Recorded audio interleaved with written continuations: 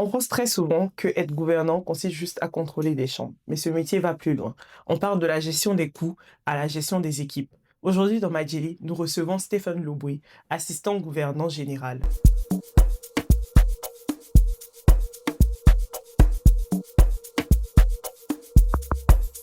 Bonjour à tous, j'espère que vous allez très bien. Aujourd'hui, nous faisons un petit tour dans le monde de l'hôtellerie et de la restauration. Et nous sommes avec... Stéphane Louet.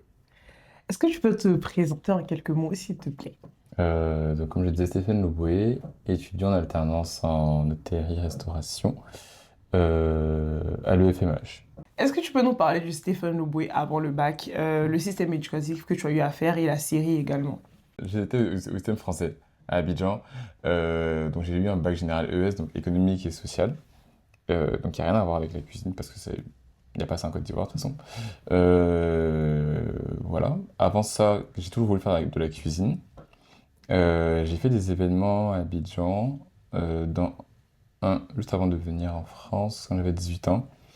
Mais je sais que j'ai toujours voulu faire de la cuisine par contre. Depuis que je suis petit, enfin depuis que je suis en troisième presque, je cuisinais chaque dimanche. Je me suis dit que j'irai en France. Même mon métier, je ferais de la cuisine. Ok. D'où te sort cet amour pour la cuisine? Je sais pas. Je pense que je suis quelqu'un d'assez créatif de très manuel. Donc il fallait que je trouve un métier en rapport. Qui est aussi très changeant forcément, parce que tu peux être créatif mais pas forcément très changeant. Et la cuisine, ça change tout le temps. Donc je pense que c'est par rapport à ça, et de père en fils, parce que mon grand-père cuisine, mon père, moi aussi. Voilà. Ok. Là, tu me parles du fait que ça part de ton grand-père après de ton père. Est-ce que il n'y a pas eu cet a priori du fait que la cuisine, c'est pour les femmes, qu'on le dit Ouais. souvent et tout? Du coup, non. Parce que dans la cuisine en général, en tout cas dans la haute gastronomie, c'est plus les chefs qui sont à l'honneur, les chefs hommes, pardon, qui sont représentés, parce que c'est plus eux qui sont étoilés. Et je crois que la proportion doit être à peine de 10% pour les femmes sur les chefs étoilés, alors que les hommes, c'est beaucoup plus connu. Donc en fait, non, pas du tout. Bon, hormis ça, j'ai pas d'appréhension vu que j'ai pas de pression par derrière de mes parents, parce qu'ils sont très ouverts d'esprit. Donc du coup, normal, pas de problème par rapport à ce niveau-là en tout cas. Ok. Donc, tu choisis de faire une école de cuisine après le C'est bac. ça.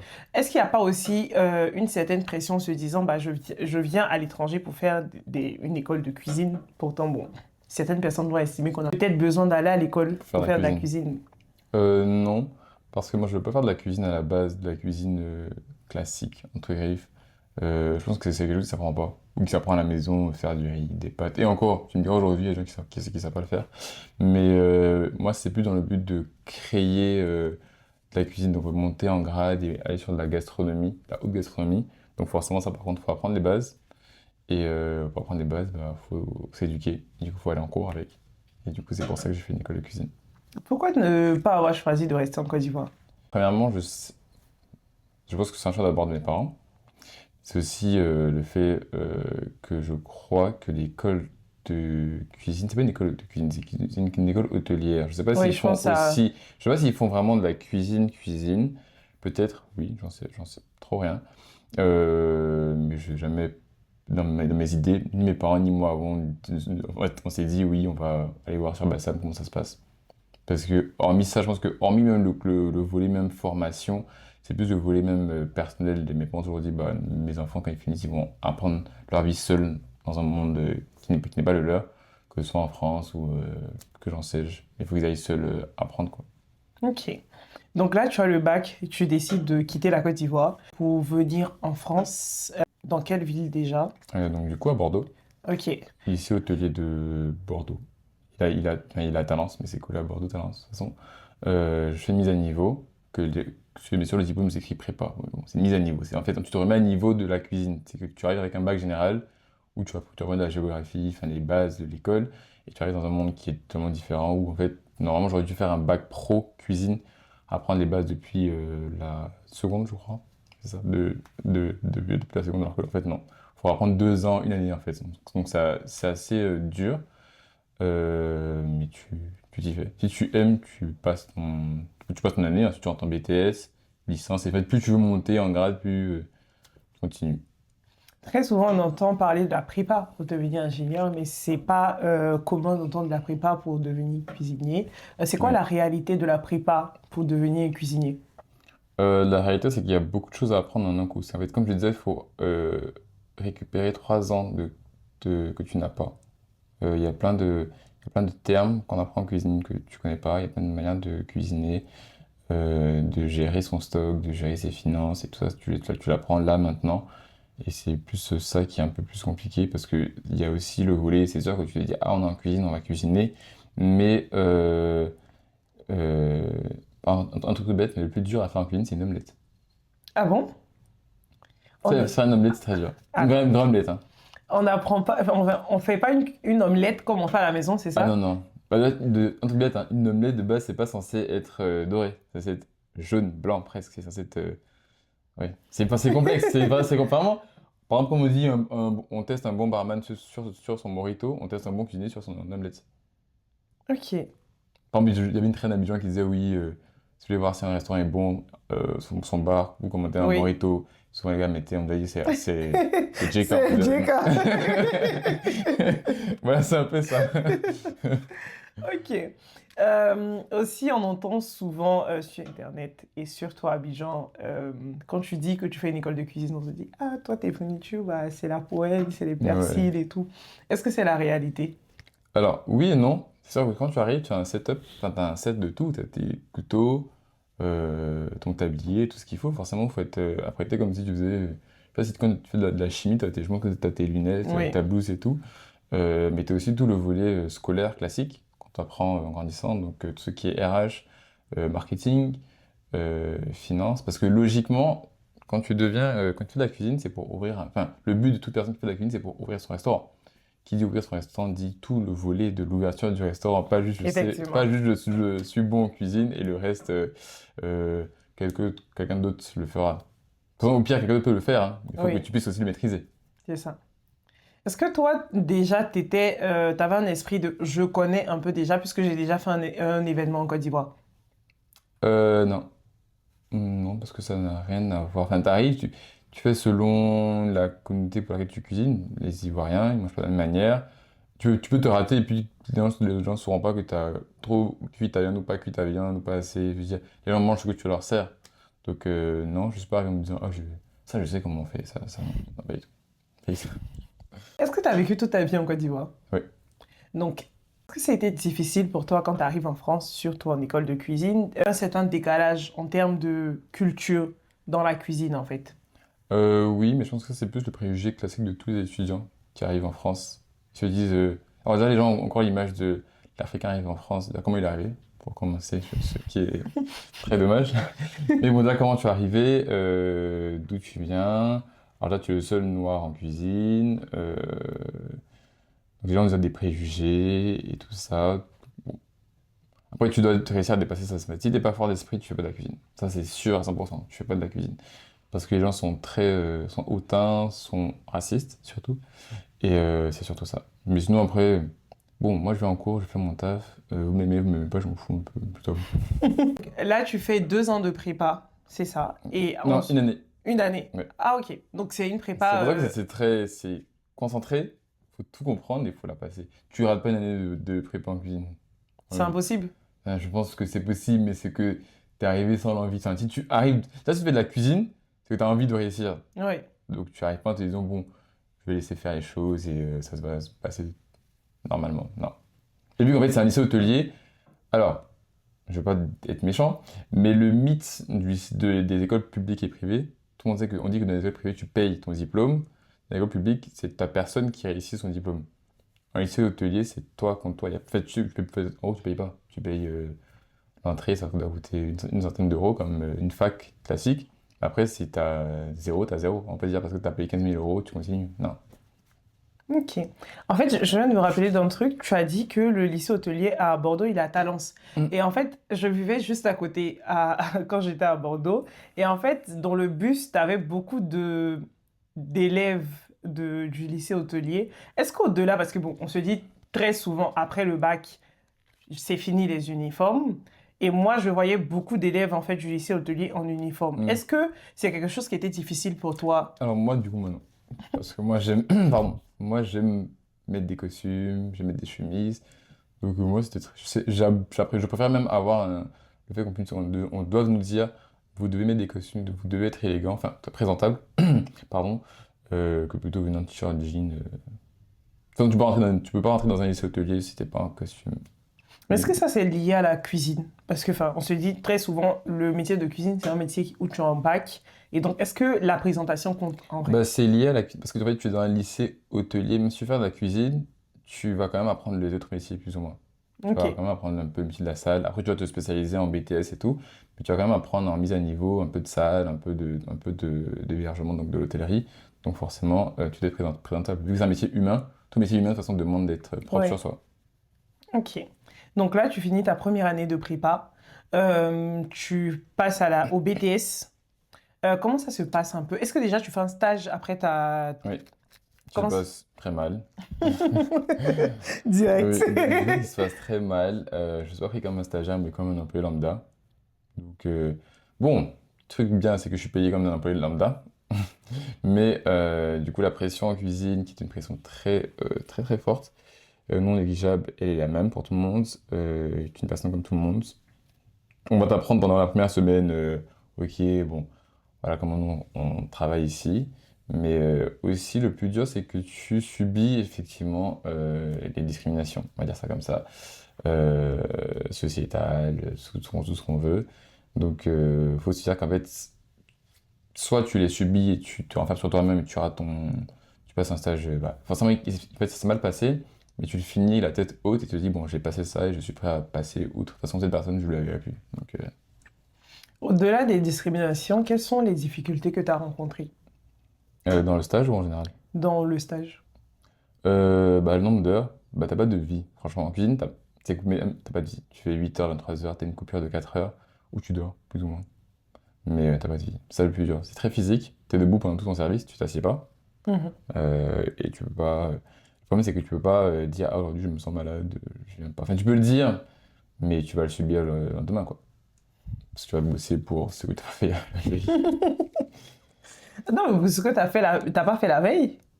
Bah, les gens vont, ils vont te dire que bah, hier, t'étais pas là, bah, t'inquiète qu'aujourd'hui, tu vas charbonner. Enfin, Ah, la ok. cuisine, c'est très militaire, en fait. C'est très militaire. Tu Ouais. en parles de manière très blasée. Ouais, un Le peu. but, c'est de donner envie aux gens Non, de c'est très faire le militaire. métier. Non, mais je veux pas que les gens aient peur de faire ce métier. De toute façon, si tu aimes un métier, quelconque soit-il, Ouais, que ce soit le marketing, enfin, si tu sais où tu vas, tu sais que la vie n'est pas censée être toute simple, toute rose. Tu vas pas arriver, tout te sera ouvert. On va te dire, ah, mais t'es le meilleur, vas-y, boss, et tout ça. Tous les métiers où tu dois monter des échelons, tu dois prouver en fait à ton supérieur, ton N+1, ouais. qui tu es. Donc, que ce soit mentalement, physiquement, ou même en termes de faits et gestes que tu dois apporter, faut que tu sois prêt pour ça. Donc, ceux qui me regardent, franchement, ceux qui veulent faire de la cuisine, faut être sûr que tu veux faire ça. Si t'es pas sûr, tu fais pas. On va venir dire non, je vais mettre les mains dans les poches et puis c'est sera chill. Le BTS hôtellerie-restauration, c'est en deux parties, comme, de toute façon comme un master, je crois, ou un bachelor, je sais plus. Enfin, la première année, tu fais général, la deuxième année, tu te fais une spécialisation. Donc, Ok. première année, c'était très général, tu fais un peu de cuisine, un peu de restauration, un peu d'hôtellerie. Et la deuxième année, tu choisis. Et moi, j'avais fait de la cuisine en première année. J'ai fait mon stage de première année en cuisine qui s'est très bien passé. Je suis parti à Montréal. Donc, au Sofitel, le restaurant s'appelait Le Renoir. C'est très très bien passé. Mais je savais toujours que c'est pas ce que je voulais faire de ma vie. Et puis, je suis revenu en France. J'aurais pu rester en vrai là-bas. Mais j'ai décidé quand même de finir mes études. C'est toujours très important de finir ses études. Donc, Ok. raison pour laquelle je suis rentré. Donc, faut finir mes études. Et puis j'ai fait un BTS, là je me suis spécialisé en restauration, donc le service de la salle.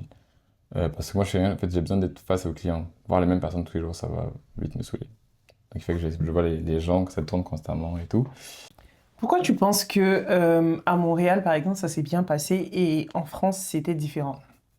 Alors, en termes de mentalité, parce que la France se base sur ton diplôme pour te juger à ta hauteur, malheureusement. Même si c'est en cuisine, oui. Même si c'est en cuisine.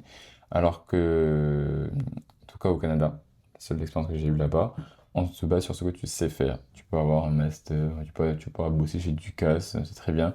On veut voir ce que tu sais faire en cuisine. Si tu prouves ce que tu sais faire et que tu te laisses pas faire surtout. Parce que tu peux être bon et puis te laisser écraser par les gens qui étaient là avant parce qu'ils ne comprennent pas pourquoi tu veux les dépasser. Moi, par exemple, mon expérience, quand j'ai commencé en tant que stagiaire, la première semaine, c'était 6 mois de stage, la première semaine, on m'a mis à la découpe des fruits. Donc du coup, tu faisais 10h, 17h à couper des melons. Ok. Et je leur ai dit, je suis pas là pour ça. Donc c'est soit vous changez, soit je quitte mon stage.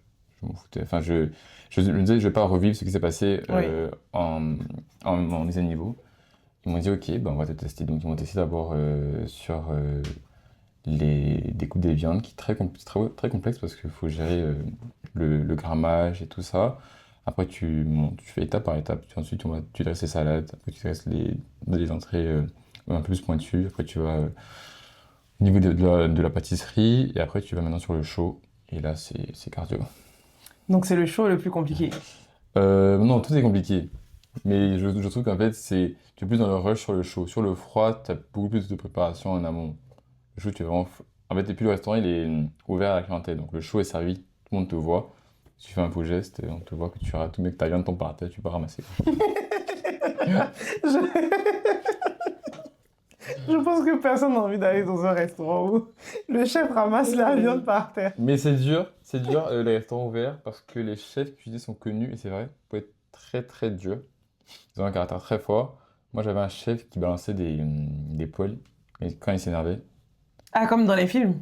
Ah, mais c'est pas. C'est vrai, hein, c'est très très vrai C'est parfois. pas un cliché. Ah oui, oui, c'est très vrai. Parce qu'en vrai, je comprends. Imaginons qu'un client arrive, il paye son menu 200 euros. Ils sont 100, ils arrivent, quand tu payes 200 euros, tu t'attends à avoir un service au top. Oui. T'as pas de- En fait, en cuisine, t'as pas droit à l'erreur. Tu peux pas te dire, ah, c'est bon, j'ai raté, je vais recommencer. C'est pas genre, j'envoie un mail, demain je suis fatigué, je vais modifier mon mail demain, je vais l'envoyer au client, c'est pas grave. T'as 2 heures de service, 2-3 heures de service pour prouver qui tu es. Et quand t'as 40 plats qui arrivent en même temps, vous êtes 6 à gérer, faut que ça soit bien, y a pas... Et puis c'est de la haute cuisine, donc tu dois pas avoir de gouttes, de trucs, c'est d'être propre, d'être carré, le grammage, envoyer, que ce soit chaud, enfin, c'est complexe. Et c'est ouvert en fait, donc tu peux pas crier. Tu peux pas t'énerver. Si quelqu'un fait un faux geste, ou si tu brûles dans le four, tu peux pas crier. Tu sais aller dedans. Ah, Moi, j'ai des brûlures sur les mains et tout, mais tu restes. À la fin, tu cries tranquillement, quoi. attends. C'est quoi une journée type enfin, en cuisine et tout?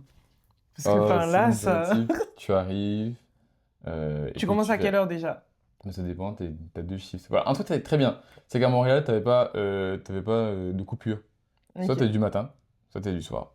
Ça, c'est génial. Soit tu arrives, tu fais le petit déj, le brunch, tu finis ton service, c'est 13h avec le service, dans 14h, le service du midi est terminé. Et ensuite, sinon, c'est ça, c'est 7h, 14h, ou sinon 15h, 23h, je crois. Ok. Moi, j'ai toujours voulu faire 15h, 23h, parce que je suis du soir. Enfin, mentalement, je préfère bosser la nuit. Donc, tu arrives et tu fais ta mise en place. Tu sais que ce soir, vous avez 40 couverts et qu'ils vont commander, tu as plus ou moins 30 poissons et 10 viandes. Il faut que tu tailles bien, que ton riz soit prêt, enfin, que tu sois pré enfin, tout est pré-cuit, tu auras les bonnes sauces, les bons goûts, vérifier que tes DLC, donc du coup, tes dates limites de consommation sont encore bonnes, refaire tes sauces, quand tu es prêt, tu prends ta pause, tu reviens, coup de feu et c'est parti. Est-ce que c'est stressant? Oui, Beaucoup? oui. Et comment on gère son stress en cuisine? Euh, Il y en a qui, a des gens. Et c'est très, surtout, d'ailleurs, c'est très, il y a des gens qui le gèrent de manière très particulière, et c'est souvent on voit à la télé, c'est vrai. Il y en a qui se droguent, mais qui boivent, parce que le stress est très dur à gérer pour même en général. C'est un stress qui est très très très haut, parce parce que le monde de l'hôtellerie-restauration en lui-même, les gens en attendent beaucoup. Enfin, c'est un peu un combat. Qui est le meilleur hôtel, qui a le meilleur restaurant. Et donc ça met beaucoup de stress sur la direction, qui le met sur les chefs, qui le met sur ses équipes. Donc moi j'ai toujours aimé le stress, mais j'ai adoré pouvoir le gérer aussi. Quand tu stresses, tu souffles un bon coup. Bon, moi, je suis pratiquant, donc tu mets tout en main des dieux, et puis tranquillement, tout se passe bien. Ok. Est-ce que tu as une anecdote par rapport à ces 6 mois de stage?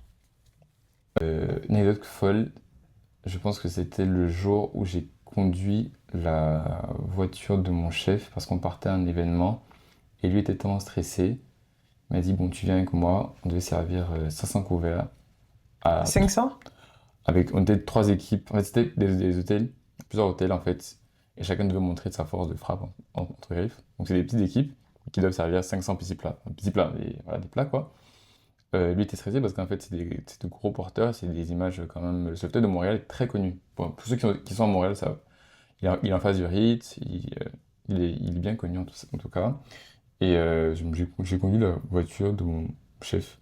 Alors que j'étais stagiaire. Et À c'était Montréal. bien, à Montréal. C'est drôle. Et t'étais pas stressé? Euh, oui et non. Heureusement que j'avais mon permis. Non, je sais pas. Non, ça va, ça allait. Ok. Donc, tu finis tes 6 mois de stage, tu reviens Ah en bah, France, à c'est Bordeaux. à Bordeaux, c'est ça, j'arrive à Bordeaux. Je fais ma deuxième année et ça se passe bien. Je suis pas mauvais élève, donc ça se passe bien. Et dites-vous, je rate mon année. Ah oui, ça je l'ai pas Ah, dit. Je rate mon année. Mais moi, je me prépare bien. Alors, c'est particulier parce que je me prépare tranquillement à venir sur Paris. Je fais ma demande de licence sur Paris. On me prend, je trouve mon appartement dans le quartier que je voulais, tout ça. Je fais mon déménagement, hein, je finis, je suis oui. content. Je suis assis, on est genre en juin, juillet. Et on dit, ah, les résultats, c'est dans 10 minutes. Je me dis, bon, tout s'est bien passé. Je sais pas pourquoi. Je prends mon téléphone. Mais je rate mon année, genre pas à 9,80, hein, je la rate à genre à 7,50 en dessous. Genre. Je me dis, oula. Pardon. D'accord. Et tu peux rien faire quand tu rentres ton année en cuisine. Soit tu reprends ton Pas de année, soit il n'y a rattrapage? pas de rattrapage. Mais tu te doutais pas Ah, que mais tu tu vas allais... repartir pour passer un oral sur une cuisine, sur une cuisson. Et puis même, je suis. Non, tu peux pas. Mais tu te doutais pas que tu allais rater ton année. J'ai jamais raté une année. J'ai jamais été mauvais élève. J'ai toujours très bien travaillé. J'ai pas un excellent, mais j'ai jamais eu de soucis dans ce que je faisais.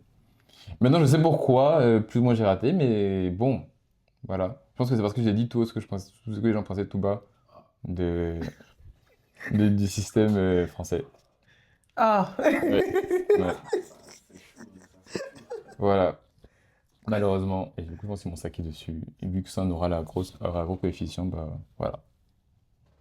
mais en fait, est-ce qu'il n'y a pas de contrôle continu en cuisine? Non, tu passes des examens finaux. Enfin, t'as un contrôle continu, mais les examens finaux sont toujours plus. T'as genre ton oral de fin d'année, il est coef 15, tu passes un contrôle en classe, c'est coef 2. Donc, ouais, Et en fait, quand tu dis oral, enfin, vous faites quoi?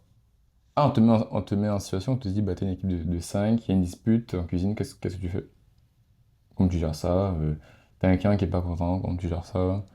Euh, voilà, c'est plus ça les euros. T'as les euros surtout, on te dit, bah, t'as 10 000 euros. Enfin, combien tu penses pour pouvoir ouvrir un restaurant? Dis-nous, explique-nous. Ça te met vraiment sur le fait accompli. Ok.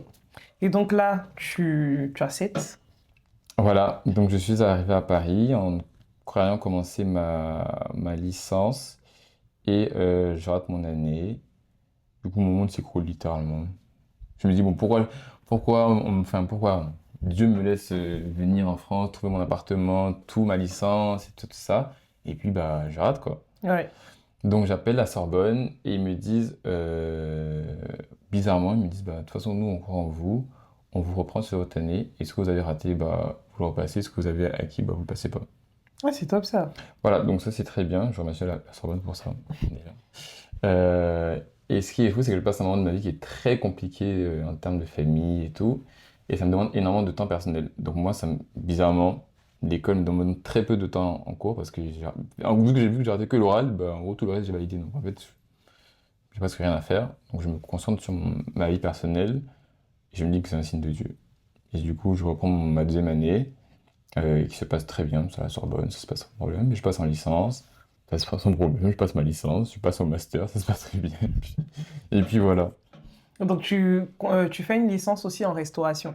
Non, là je passe en licence en gestion hôtelière. Donc là, Ok. c'est de la finance hôtelière. Là, la cuisine c'est fini, la restauration c'est fini, là, je passe sur l'hôtellerie. Ça t'a vraiment Euh, saoulé. Non, ça m'a saoulé, c'est que je pense que bon, je pense pas que t'as besoin de faire un doctorat pour être.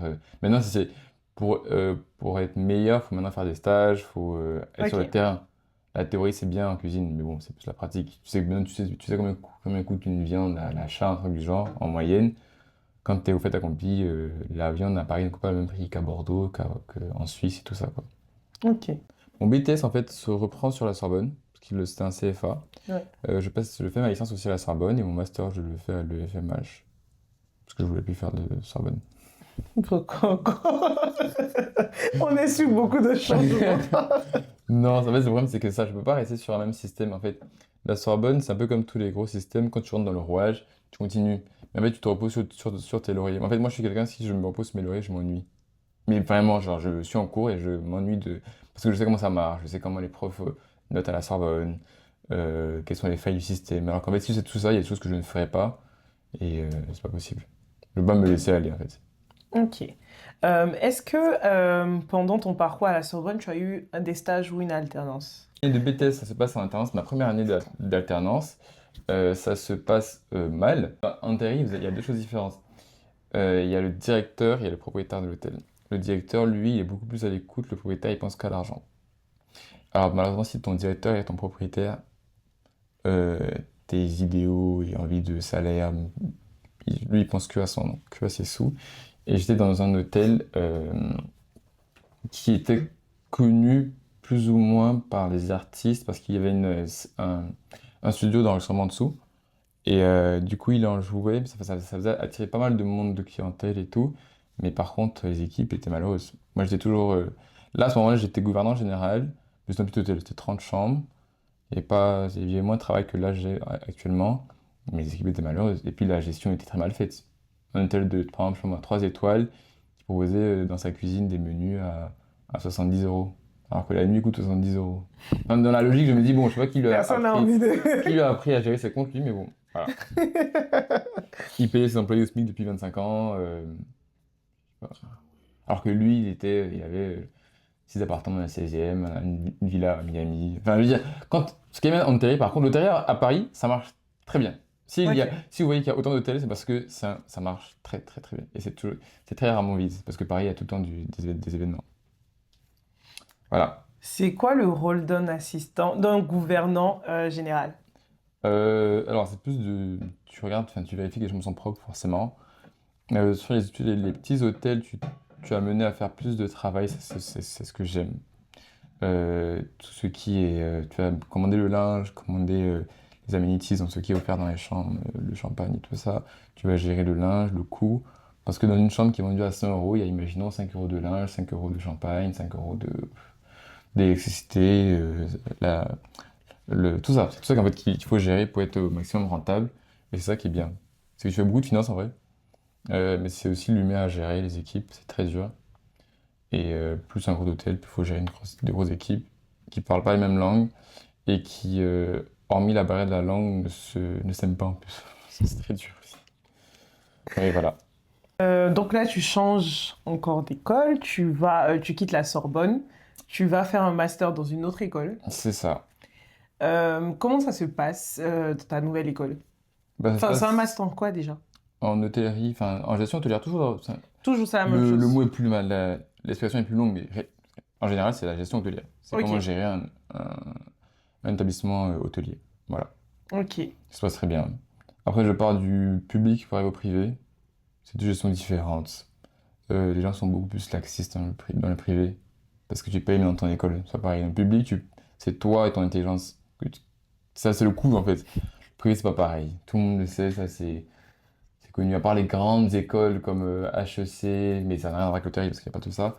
Mais tout le monde sait que faire un lycée, à part l'EHL, où il faut être bon, il faut avoir énormément de moyens pour entrer à l'EHL en Suisse. Je crois que c'est 100 000 euros, un truc du genre.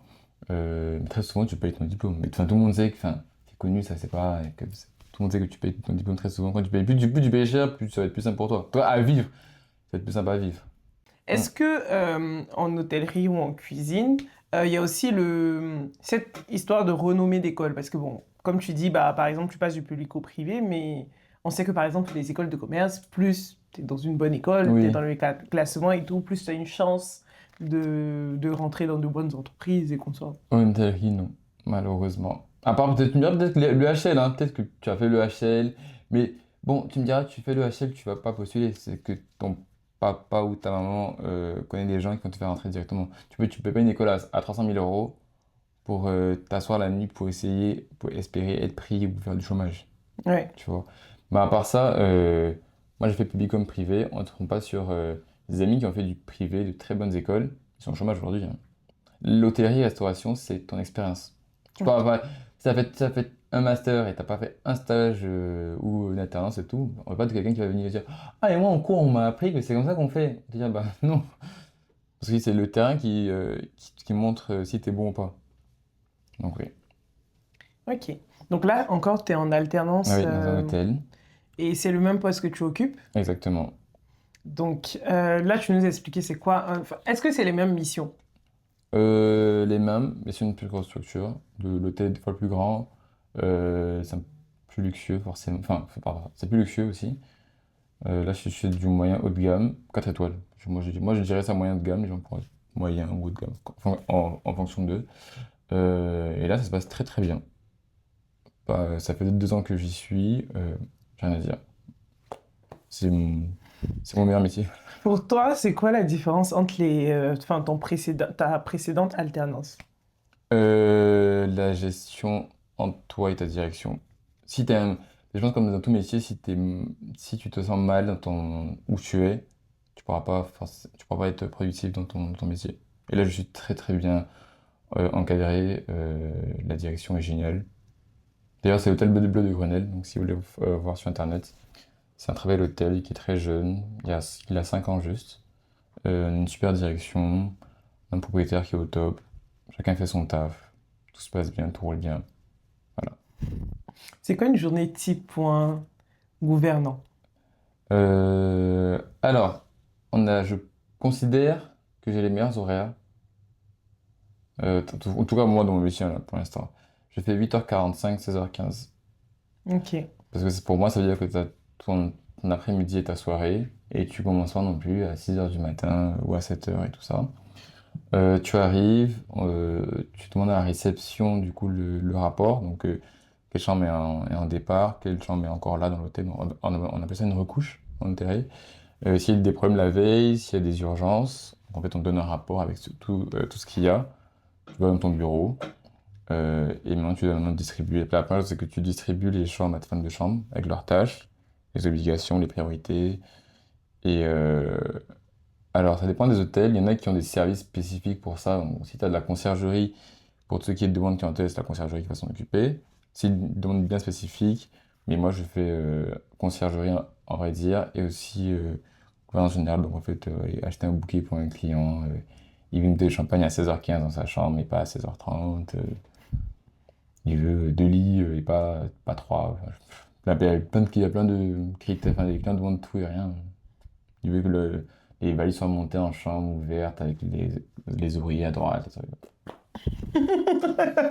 Voilà. Je sens pas la motivation dans. Et pourtant, j'adore ça. Non, c'est plus l'humain qui est drôle. Enfin, il y a qui demandent, ils vont te dire qu'ils veulent une chambre pour leur chien, par exemple. Enfin, Ah pourquoi bon? le chien ne dort pas avec vous? Enfin, après, le problème, c'est que plus tu montes en gamme, plus tu as des demandes particulières. Tu peux avoir des trucs. Des trucs. Enfin, après, je comprends, tu payes une chambre.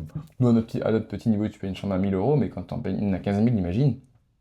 Quelqu'un qui arrive, qui a chez lui à la base dans sa maison 15 femmes de chambre et tout ça, qui arrive dans un hôtel, il s'attend à avoir le même service. Donc voilà. Mais c'est tout. Après, tu vérifies en fonction des demandes de clientèle, des urgences. Et si tu gères bien ton temps, il n'y a pas de problème. C'est plus ça. Ce qui est bien, moi ce que j'aime surtout, c'est que tu n'as pas de N+1 qui est sur ton dos. Ok. T'es gouvernant général, donc en fait, t'as que des équipes en dessous de toi, c'est toi qui leur dis quoi faire. Certes, t'as ta directrice, bien sûr, qui peut te demander, mais entre 8h45 et 16h15, elle peut ne même pas te demander quelque chose. Du coup, c'est à toi de gérer. Tu dois rendre tes chambres toutes à 15h. Les check-ins sont à 15h, les check-outs sont à midi.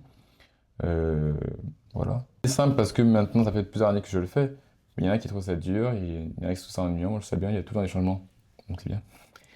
Maintenant qu'on a quelqu'un de l'hôtellerie devant nous, moi, ma question, c'est pourquoi on est censé rentrer dans une chambre à 15 heures et sortir à midi?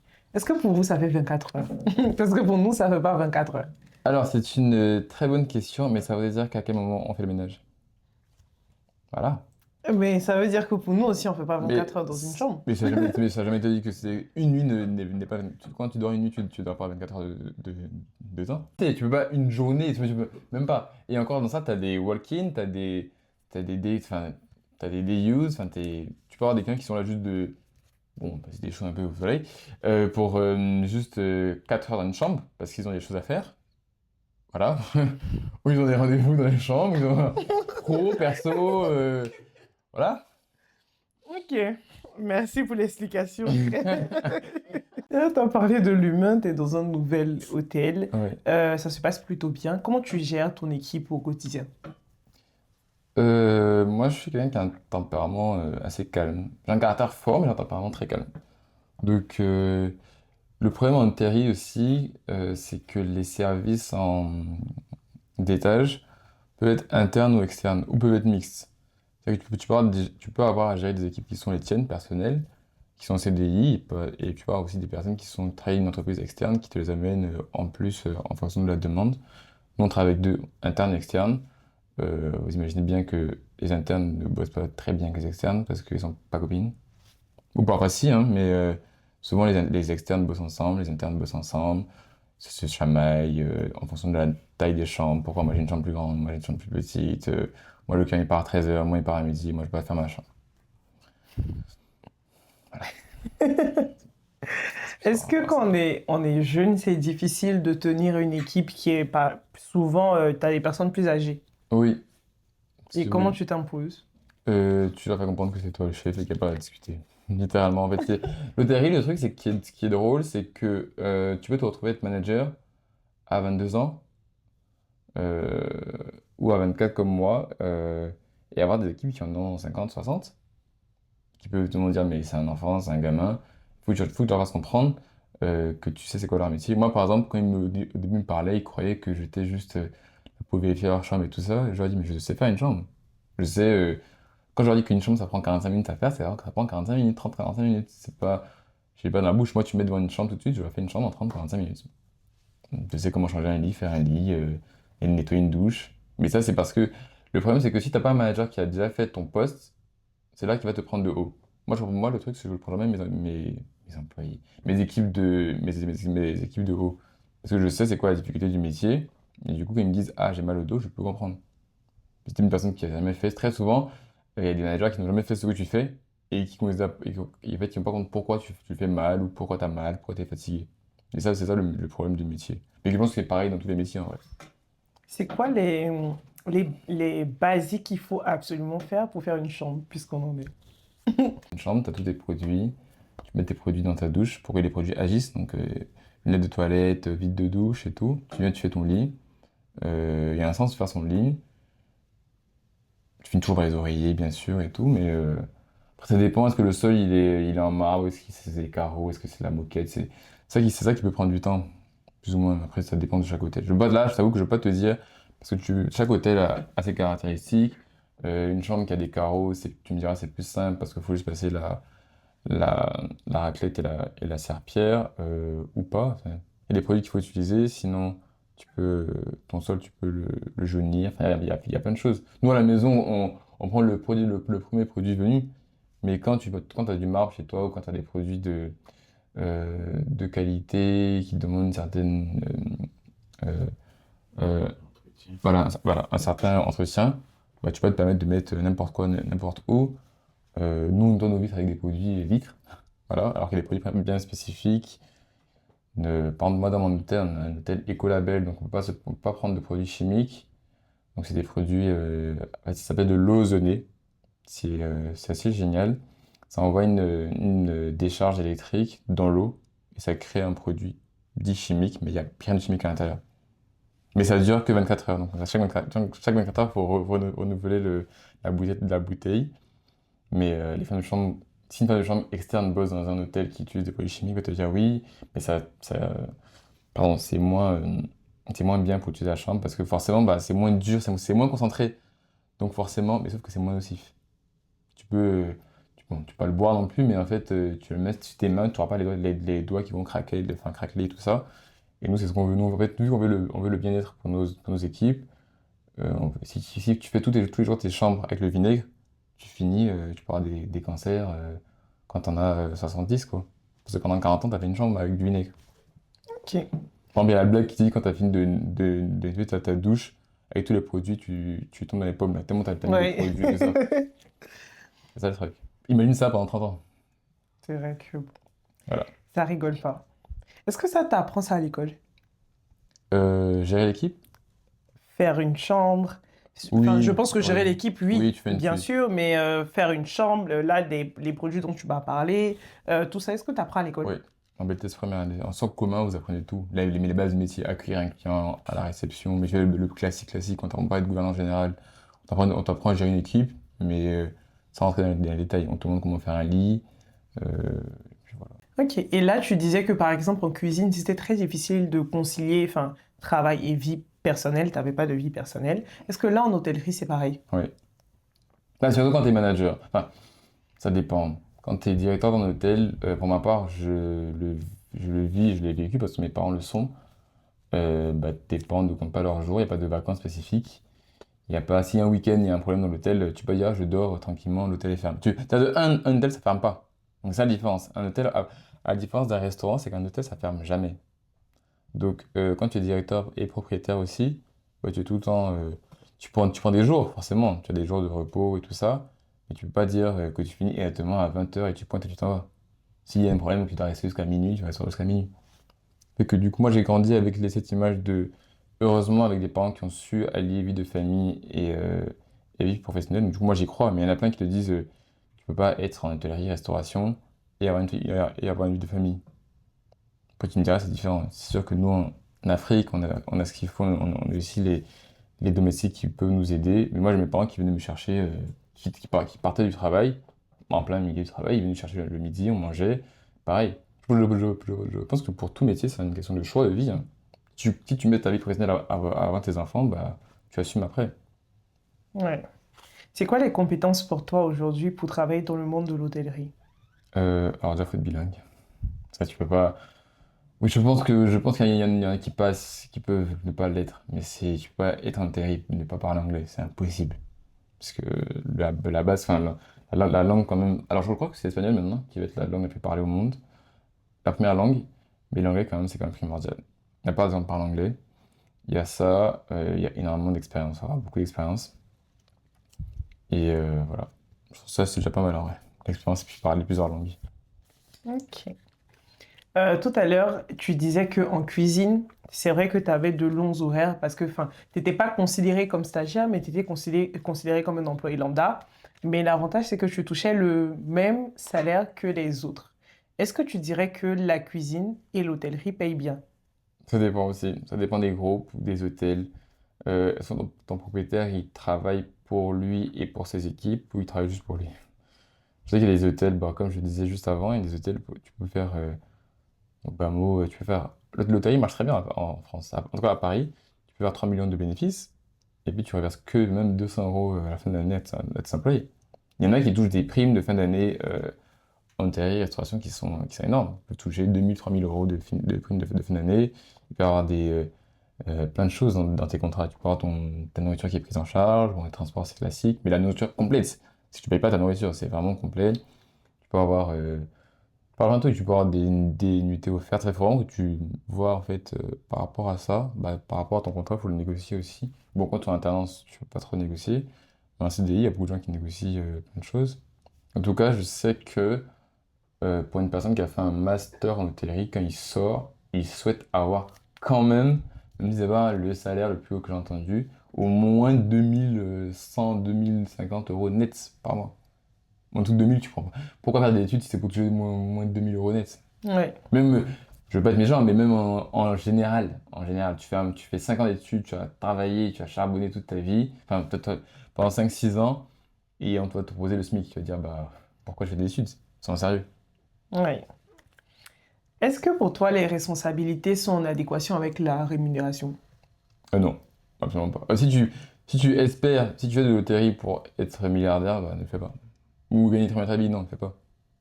C'est un métier passion, l'hôtellerie-restauration. Avant tout, c'est aimer l'humain, c'est aimer parler avec les gens. Si tu veux faire le rapport heure-salaire, bah, ne le fais pas. Voilà, déjà pour commencer. Ça dépend, par exemple, si ton hôtel te paye tes heures sup, c'est très bien. Il y a très peu d'hôtels et de restaurants qui payent les heures sup parce qu'ils savent que c'est un métier passion. Euh, Voilà, c'est ce que je dirais. En vrai, ça dépend. Tu peux très bien payer comme être payé au SMIC. Mais je sais qu'en moyenne, dans le haut de gamme, un réceptionniste, c'est 2000 euros net, je crois. Je sais plus, mais plus tu montes dans des hôtels avec avec le plus d'étoiles, mieux tu es payé forcément, et plus tu as des pressions Oui. aussi. C'est quand tu es payé 2 000 € parce que tu es réceptionniste, même si je veux pas cracher sur ce métier-là, c'est quand même un métier d'entrée. Réceptionniste, attends-toi à donner le maximum, tu es propre, bien rasé. Tiens. Tu peux être dans 2 étoiles, la barbe de 3 jours et tout ça. Il y a bien de choses qu'on demande, les ongles bien coupés, une bonne présentation, voilà, tout ça. Ok. Est-ce que forcément pour être, enfin, riche, le mot il est vague, mais pour avoir beaucoup d'argent dans ce domaine, il faut forcément avoir son propre restaurant, son propre hôtel? Ah bah du tout, tu peux très bien avoir un restaurant, un hôtel, et puis s'il est déficitaire, bah t'es pauvre. C'est pas parce que à Paris, les hôtels marchent très bien que tous les hôtels marchent très bien. Ça veut absolument rien dire. Je pense que c'est vraiment ça, c'est est-ce que c'est rentable? Oui. Mais si tu sais gérer. Tu sais pas gérer, bah t'es pas rentable. Bah plus c'est petit, par contre, oui, plus c'est petit, plus c'est compliqué d'être rentable, parce que les charges à Paris sont énormes. Donc, je crois qu'un hôtel à Paris qui devient vraiment bien rentable, il est au-dessus. Il faut commencer à être bien rentable et bien gagner sa vie, je pense. Il faut avoir au moins 30 chambres dans un hôtel. Même si tu as 10 chambres, bon, entre tes charges, les employés, tout ça. À part si tu as un hôtel, une maison d'hôte avec 10 chambres que tu vends à 5 000 € la nuit, ça, pourquoi pas. Mais il faut trouver aussi de la clientèle qui va être là, qui va te remplir ton hôtel. Parce que le taux de remplissage est très important. Si tu as au moins 80% de taux de remplissage, c'est bien. Et si tu as 10 chambres, il faut que tu dois en vendre 8 tous les jours. Alors que quand on a 100, tu dois en vendre 80 et t'en restes 20, c'est pas grave. Tu vois. Ça, c'est le rapport. Ok. Est-ce que c'est un milieu où c'est plus facile d'évoluer rapidement? Oui et non. Enfin, c'est vraiment. Alors, c'est Vague. pistonnage déjà pour commencer. Ah bon? Ouais, faut connaître du beau monde. Euh, et puis, faut persévérer. Faut dire que. Enfin, si, imaginons, je termine mes études et que je dis, bon, je vais commencer, je vais faire, par exemple, je vais rentrer au RIT, c'est comme sur RIT, je vais commencer à la réception parce que c'est le RIT et tout ça. Si toi-même tu crois pas en toi, qui va croire en toi? Mais si t'arrives, tu te demandes d'être manager au RIT à 24, 25 ans et que tu montres à ton entretien que tu peux le faire, bah, il va croire en toi. En tout cas, j'espère, en tout cas. Mais comme dans tout métier, c'est où tu te mets quand on te prend, hein. Si tu considères que tu vaux 1, on va te prendre 1. Si tu considères que tu vaux 10, on va te prendre à 8, au moins, pas à 1, tu Oui. vois. Donc, ça dépend. Mais je pense que du coup, c'est l'expérience qui fait. Parce que tu es sûr que tu peux pas t'avancer en étant 8 et puis ne pas avoir d'expérience. Plus tu auras d'expérience dans ce que tu proposes, plus les gens vont croire en toi. Moi, par exemple, je ne peux pas me lever pour dire je vais être directeur d'hôtel là à 24 ans. J'ai pas encore fait ça. Enfin, je veux dire, sois sérieux. Voilà, c'est pas du tout crédible. Il faut quand même que j'ai une expérience et qu'ensuite je puisse demander à l'être. Au moins être territoire d'hébergement, assistant de direction au moins, ou équivalent de monter crescendo. Est-ce que c'est un métier qui recrute beaucoup ou Ah c'est oui, quelque chose je qui est pense que bouché? c'est le métier qui recrute le plus au monde, hein, l'hôtellerie et Ah la bon? restauration. Parce qu'il y a énormément de turnover. Le turnover, c'est les équipes qui changent constamment. T'es pas heureux, la phrase de Macron qui a dit tu passes la rue, tu trouves de l'emploi en hôtellerie et restauration. C'est le cas. Sur la base de l'hôtellerie et restauration, tu veux être réceptionniste, plongeur, enfin, le classique, tu rentres dans un hôtel et tout ça. Oui, il y en a, mais forcément, il y a des taux de travail. Serveur, t'es étudiant, alors même moi, hein, t'es étudiant, pardon, tu manques de sous, tu vas faire serveur. Enfin, c'est connu. Il y a pas de, il y a au moins un restaurant qui va te prendre. Ok. Là, aujourd'hui, tu es assistant gouverneur général. C'est quoi les perspectives d'évolution? Alors moi, je compte finir mon master dans ce métier, en tout cas, parce que je sais très bien que je suis. Et ensuite, j'ai plusieurs métiers. Enfin, c'est plus un métier araignée que je veux faire. Je trouve qu'en Afrique, on n'a pas de métier de service. Particulièrement en Côte d'Ivoire. Je peux faire un autre, je peux faire une autre vidéo dessus si vous voulez. Parce que ça, c'est... Tu as beaucoup à dire sur ce Ah oui, oui, sujet. oui, oui, oui, oui, oui. Bah, par exemple, quand je sors au restaurant avec des proches, tout le monde me dit, s'il te plaît, ce soir, tu ne dis rien. Parce qu'il y a tout le temps un truc à dire. Le service hôtelier et la restauration en Côte d'Ivoire est nul et inexistant. Oui. Le service hôtelier et la restauration en Côte d'Ivoire est nul. Littéralement. Il y a plein d'hôtels qui ne méritent pas d'être 5 étoiles. Il y a plein de restaurants qui ne méritent pas de mettre des tarifs pareils. Je ne sais pas si on est chez les fous, peut-être. Je sais pas comment un SMIC peut être à 100 000 francs et vendre. Tu me diras, il n'y a pas la clientèle visée. C'est vrai qu'à Paris, il y a des menus à 1 500, mais il y a pas. Il y a 2 3 restaurants à Paris, ou 4 même 10 même, sur Paris, qui ont des menus qui dépassent le SMIC. Et encore, je pense que je suis très large. À Abidjan, tous les restaurants dépassent le SMIC. Les restaurants, je dis pas les maquis, tous les restaurants dépassent le SMIC. Tu manges à deux, tu dis, moi, tu manges un SMIC. Pourquoi? Parce qu'on dit non, la viande vient du Brésil. On n'a pas demandé que vous voulez manger. Je comprends pas, en fait, désolé de sortir de ça, hein, Oui. mais dans un monde qui demande à mieux manger, bio, donc locavorisme, donc c'est-à-dire manger local, proche de soi et tout, et nous, en Côte d'Ivoire, on fait tout le contraire. Et même quand on fait du locavorisme, on va, par exemple, les sushis. Alors, on prend tout bête, les sushis, le thon rouge en Côte d'Ivoire, c'est le thon local. Le thon rouge en France, c'est très cher, je comprends. Il y a pas de, on peut faire le thon en France. En Côte d'Ivoire, le thon rouge, là, c'est le même thon qu'on prend pour faire le garba. Comment on arrive à vendre du garba à 1000 francs, avec de gros morceaux de thon, et on te vend 6 sushis à 5000. 6 sushis à 5000. Le thon rouge en Côte d'Ivoire coûte 4500. Le kilo. Il faut m'expliquer. Je veux dire, quelle charge vous avez, qu'est-ce qui fait. Soit vous êtes tellement aisé, enfin, tellement vous voulez tellement avoir d'argent que vous mettez des prix et les Ivoiriens ne connaissant pas euh, les vrais prix dans la restauration le payent. Mais moi, quand je paye un restaurant en Côte d'Ivoire, je demande à avoir, au moins, en tout cas, hein, pour revenir sur mon métier, un service au top. Oui. Il y a plein de restaurants où je me suis plaint, je me suis pris la tête avec les serveurs, avec les patrons, parce que c'est nul. Je suis désolé, mais tu veux pas payer un plat 50, 60, 60 000 francs, le serveur me parle comme s'il était son camarade, il va venir m'ouvrir une bouteille de vin rouge, comme si on était au maquis. Y a rien qui va. Je suis un restaurant chic à Abidjan. Il y a le mot chic que je vous envoie, c'est quoi? Non, mais faire le secteur hôtelier et la restauration Côte d'Ivoire, il y a tout à faire. Il n'y a rien qui est fait.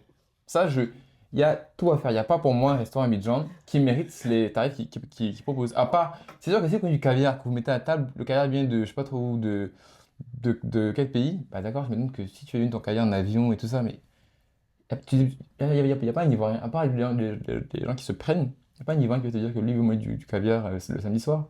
Il veut juste bien manger, avoir un bon service et rentrer chez lui. Si tu sais à checker poulet, fais ça bien, avec un bon service, les gens vont venir. Et ça se voit avec tous les petits restaurants de quartier. Un petit maquis, le Garbadrome qui est sympa avec ses clients, tous les jours, il est rempli. Je te dis pas qu'il touche 1 million par mois parce qu'ils vend, c'est sûr, que quand tu vends 1000 francs ton plat et tout. Peut-être que tu peux, hein, si tu vends beaucoup, je sais pas. Mais non, le gars qui vend ses pains brochettes, s'il est bon, il est gentil avec ses clients, il va vendre. Il y a un service lambda. Là, le problème, c'est qu'en fait, on est dans un pays où, en fait, m'as-tu vu? Et les gens ne connaissent même pas ce qu'ils consomment. Eux, ils sont Exactement. juste là pour payer. Ils connaissent rien du tout. Je vois comment les Ivoiriens peuvent se permettre d'acheter des plats à 200 000 francs et puis le serveur va venir faire le guignol et puis les gens le laissent passer. Oh, mais j'ai vu des trucs passer. Tu veux filmer ton plat, on te dit non, ici on filme pas son plat. Il y a pas un restaurant en France, tu filmes ton plat, on te dit non. Il n'y a pas un restaurant, même dans un étoile, les 3 étoiles, tu viens, tu filmes ton plat. Le but même d'un restaurant, c'est qu'en fait, il se fasse connaître. Donc pourquoi toi on filmera ton plat? Il n'y a rien y a aucune logique. Moi, j'ai déjà j'ai mangé dans des restaurants très connus à Abidjan, tu demandes une bouteille de vin rouge, ça arrive, c'est glacé comme du bissap. Tu demandes au serveur, excusez-moi, le vin rouge, ça se boit pas glacé. Et il te répond, oh, tu payes la bouteille 50 000 francs. Comme ça, hein. Honnêtement, comme ça, hein. Ah, mais ici, c'est comme ça qu'on sert. Qui leur a appris, déjà, qui t'a appris à répondre, déjà, comme ça, au client? Non, non, non, il y a des choses. Et puis, ils disent non, qu'en fait, ils vont boivent le vin rouge froid. Mais c'est ça le problème. C'est qu'en fait, vu que les gens sont, pour le dire, les gens sont gaou, ça, on rouge sur la vague du. En fait, je suis gaou, et puis en fait, c'est logique. Comme ici, on boit, genre moi, on va boire le koutourou comme si c'était du jus, et les gens vont être alcooliques. Oh, non, c'est comme ça en Côte d'Ivoire. Tu bois ton koutourou, faut être tous les soirs alcoolique. Non, il faut apprendre aux gens qu'en fait, on boit avec modération, et c'est pareil pour le service. Oui. Il faut apprendre aux gens que le vin rouge se sert à une température. Si, tu vois une bouteille de vin rouge, c'est écrit d'ailleurs à quelle température on la sert. Si tu la sers à 30 degrés, je vois pas le principe. Je ne vois pas la servir à 2 degrés comme si c'était un shot de vodka. Je vois pas le principe en fait.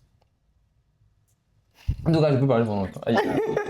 Je vois que notre invité a beaucoup à dire. On va faire un Magélie libère la parole.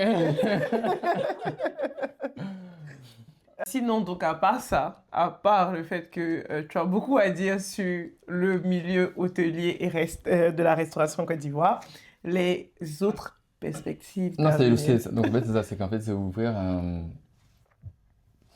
ouvert sur un métier en fait araignée, tu vois, qui est dans la formation, qui propose aussi de la vente de la restauration. Bon, je vais pas te dire parce que les Ivoiriens gâtent souvent les sorciers, comme on dit, mais c'est vraiment forcément montrer, enfin, former les gens, placer les gens, les bonnes personnes au bon poste. Si un barman il est meilleur en chambre, que t'en sais rien, va lui montrer le métier de valet de chambre, peut-être que ça va lui plaire, qu'il va être meilleur en tant que valet. Et puis créer une vraie notation de l'hôtellerie et de la restauration en Côte d'Ivoire. Je trouve qu'aujourd'hui en Côte d'Ivoire, tu veux manger dans un restaurant, c'est le bouche-oreille. C'est un gars qui te dit, ah là-bas on mange bien. Mais sur la base de quoi on mange bien? Parce que moi j'aime manger, par exemple, moi j'aime manger très épicé. Donc en fait, si je dis que ah, là-bas, c'est pas du tout épicé parce que je ne sais pas épicé, alors que toi, si.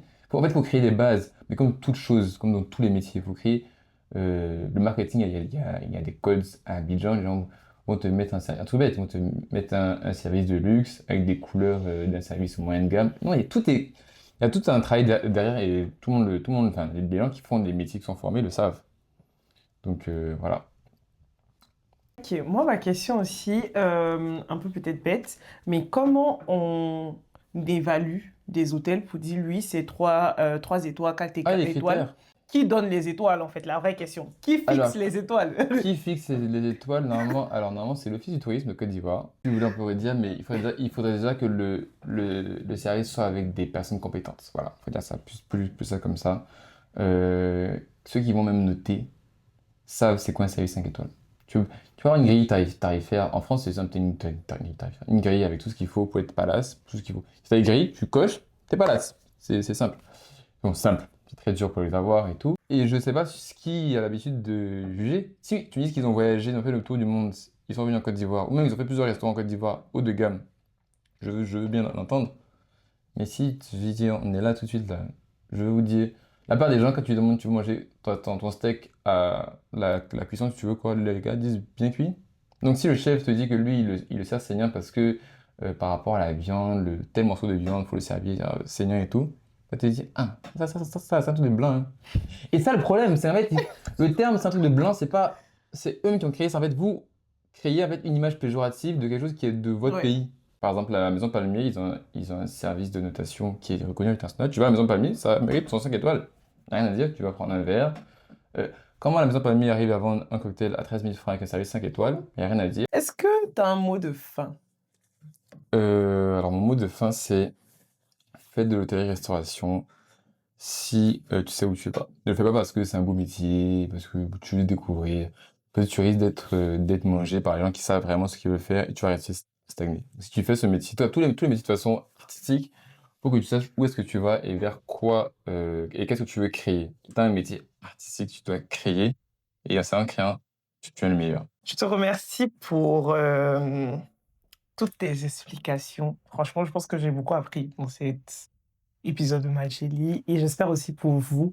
Et franchement, c'était un plaisir pour moi de tenir cette discussion avec toi. Merci beaucoup. Merci à vous. Allez aux équipes et à Marie. Je t'en prie. Je vous remercie d'avoir suivi cet épisode de Mageli. N'oubliez pas de commenter, liker et de partager cette vidéo. N'oubliez pas aussi de vous abonner à nos différents réseaux sociaux, le lien en description. Et on se dit à bientôt pour un nouvel épisode de Mageli.